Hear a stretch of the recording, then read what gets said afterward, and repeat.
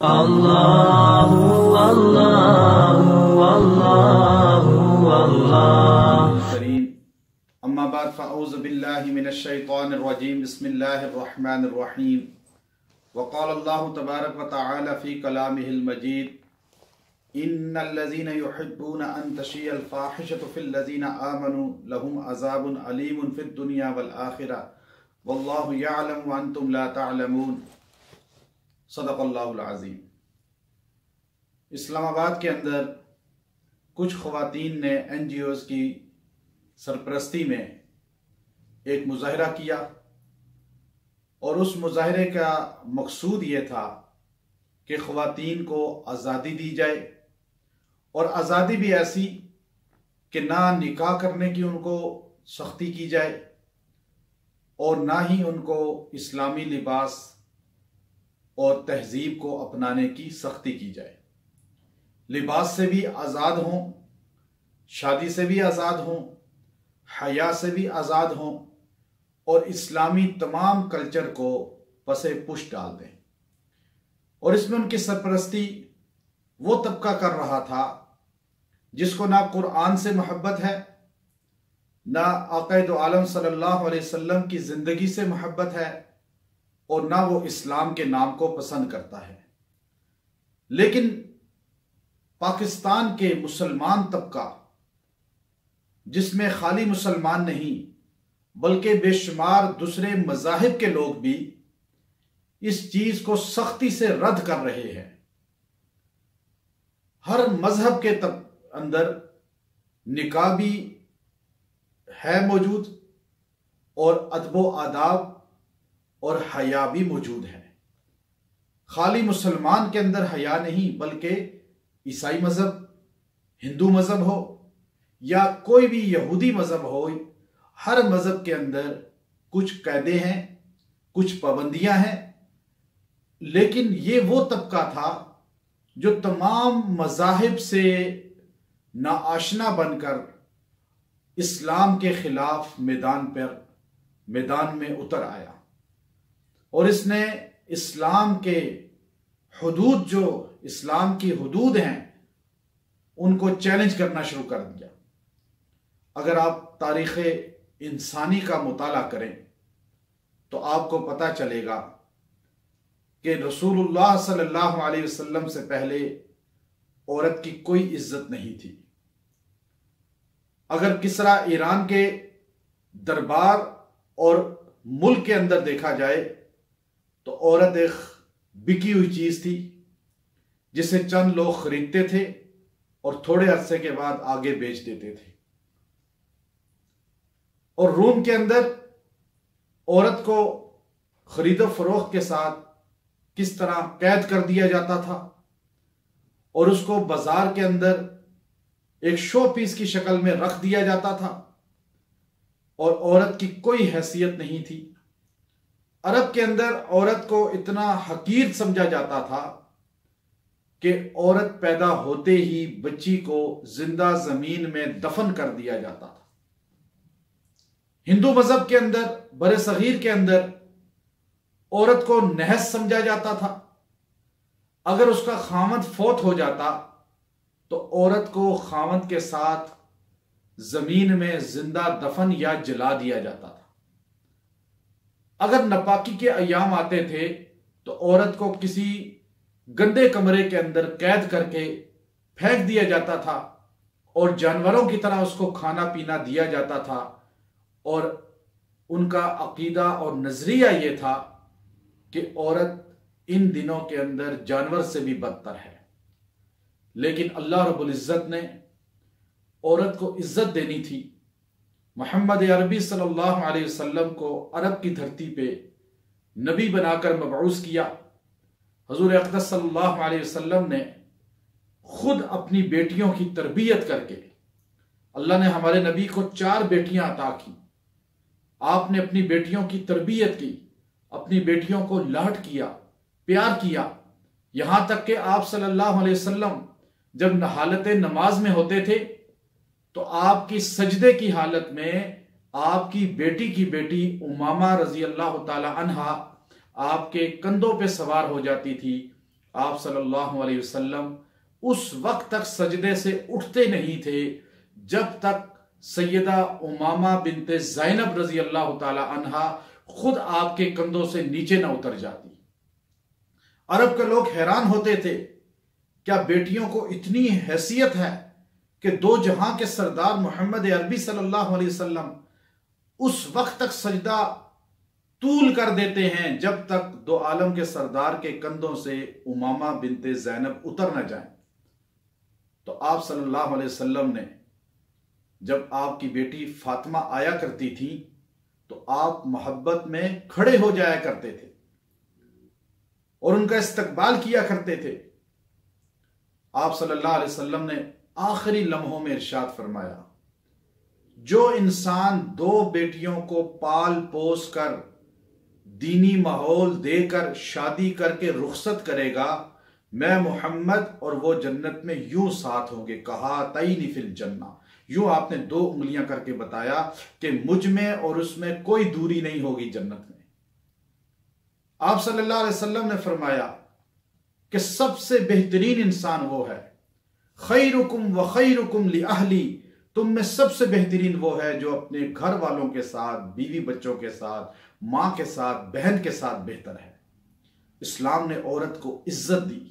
मां की शक्ल में फरमाया औरत के कदमों के नीचे जन्नत है औलाद की, और बीवी की शक्ल में फरमाया घर की मलका है, और बेटी की शक्ल में फरमाया तुम्हारी जन्नत है। बहन की शक्ल में फरमाया कि तुम्हारे लिए दर्जात की बुलंदी का सबब है। औरत को हर शक्ल में इज्जत इस्लाम ने दी, किसी मजहब ने नहीं दी। और इस्लाम ने इतनी इज्जत दी कि आज मशरिक़ वुस्ता के अंदर ख़वातीन को जो इज्जत मिली हुई है, जो सुकून मिला हुआ है, वो दुनिया यूरोप से, कुफर से बर्दाश्त नहीं होता। आज पूरी दुनिया यूरोप के अंदर औरत की कोई इज्जत नहीं। वो उसी तरह रूम और किसरा के बाजारों की जीनत जैसे बनती थी, आज यूरोप और अमेरिका में औरत जीनत बनी हुई है, और किस तरह खरीदो फरोख्त की शक्ल है उनकी, उसी हैयत में आज औरत मौजूद है।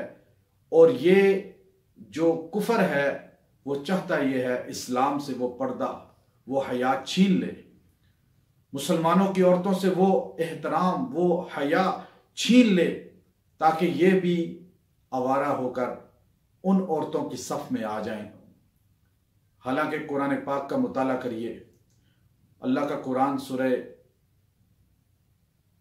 नूर के अंदर अल्लाह फरमाते हैं, इन्नल्लज़ीना युहिब्बूना अन तशियल फाहिशा, जो लोग ये पसंद करते हैं कि मुसलमानों के अंदर फहश काम को आम करें,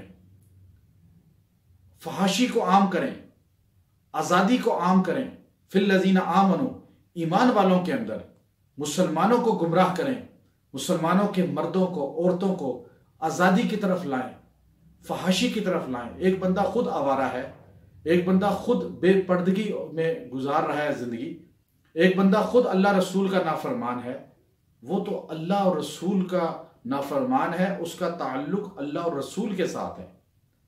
लेकिन एक औरत बेपर्दा है, आवारा है, लेकिन वो सबको आवारा बनाना चाहती है।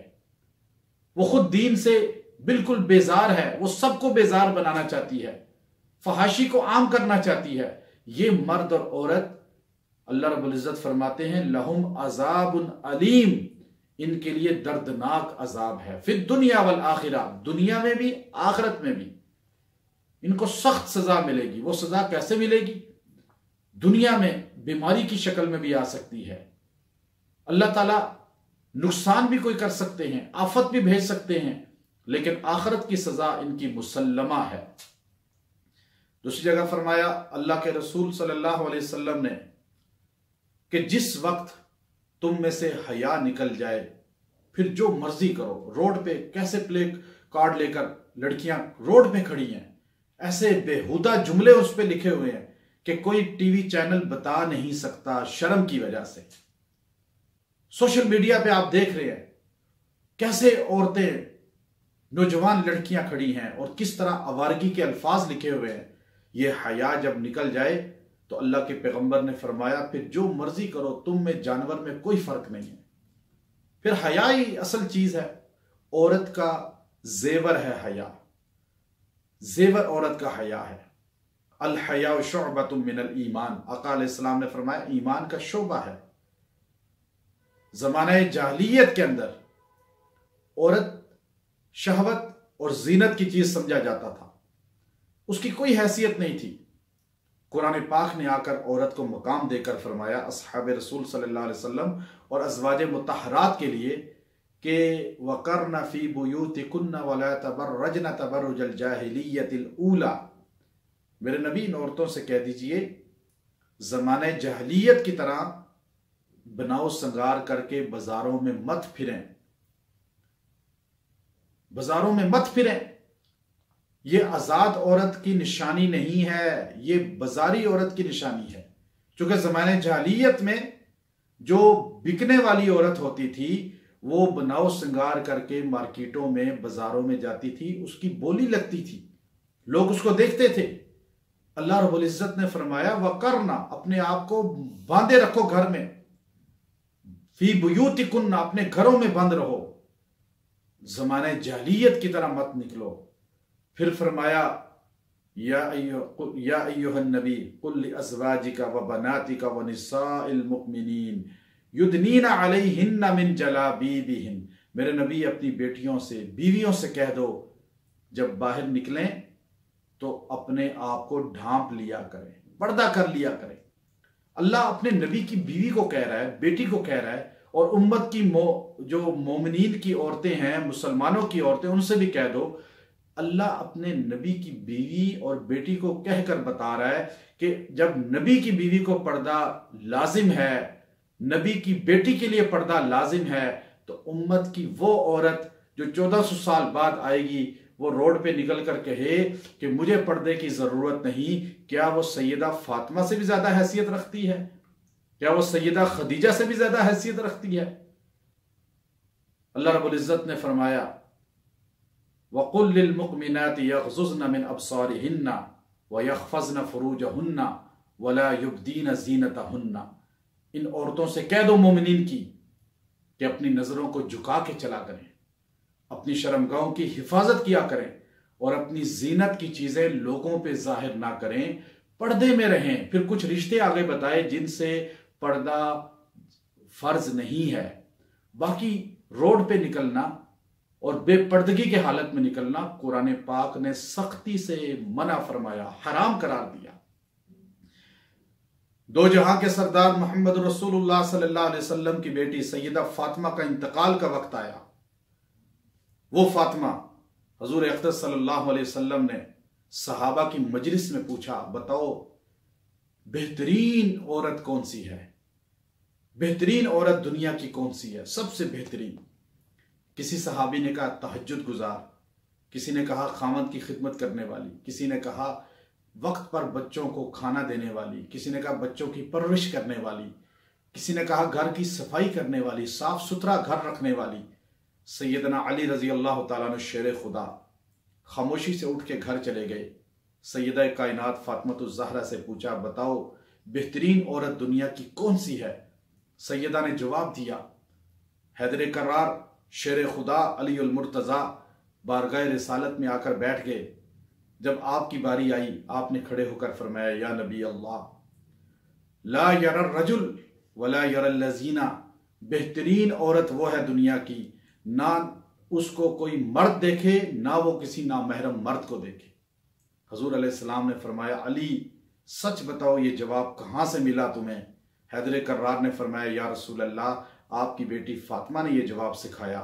तो हजूर ने फरमाया, ये बात मेरी बेटी फातिमा ही कह सकती है कि फातिमा को ना किसी नामहरम ने देखा, ना फातिमातुज़ ज़हरा ने कभी सारी जिंदगी किसी गैर मर्द को देखा। आज फातिमातुज़ ज़हरा का नाम लेने वाली किस तरह कह सकती हैं कि हम फातिमातुज़ ज़हरा की गुलाम हैं, नौकर हैं? वो फातिमा जिन्होंने वसीयत की थी मुझे रात की तारीकी में दफन करना, मेरे कफन पर भी किसी गैर महरम मर्द की नजर नहीं पड़नी चाहिए कि कहीं आपस में बातें ना करें कि नबी की बेटी का कद लंबा था या छोटा था। जो फातिमा कफन पर भी नामहरम की नजर नहीं पड़ने देती। आज फातिमातुज़ ज़हरा की रूहानी बेटियां आज़ादी चाहती हैं, कुफर की तरफ जा रही हैं। अल्लाह रब्बुल इज़्ज़त हया अता फरमाए और हमारा मुल्क पाकिस्तान, याद रखें, वाहिद दुनिया की स्टेट है जो इस्लाम के नाम पे बनी।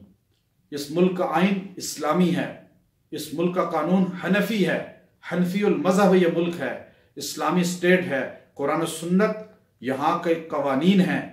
ये औरतें जो रोड पे निकली हैं, इन्होंने आईने पाकिस्तान की भी खिलाफ वर्जी की, इन्होंने अल्लाह के कुरान की भी खिलाफ वर्जी की, इन्होंने सरकार दो आलम अलैहिस्सलाम के फरामीन की भी खिलाफ वर्जी की और अपने तहजीब व तमद्दुन को भी पसे पुश डाला। ये हर लिहाज से बागी हैं। अल्लाह रब्बुल इज़्ज़त इन्हें हदायत अता फरमाए और हमारे हुक्मरानों को समझ अता फरमाए। व आखिर दावाना अनिल हम्दुलिल्लाहि रब्बिल आलमीन।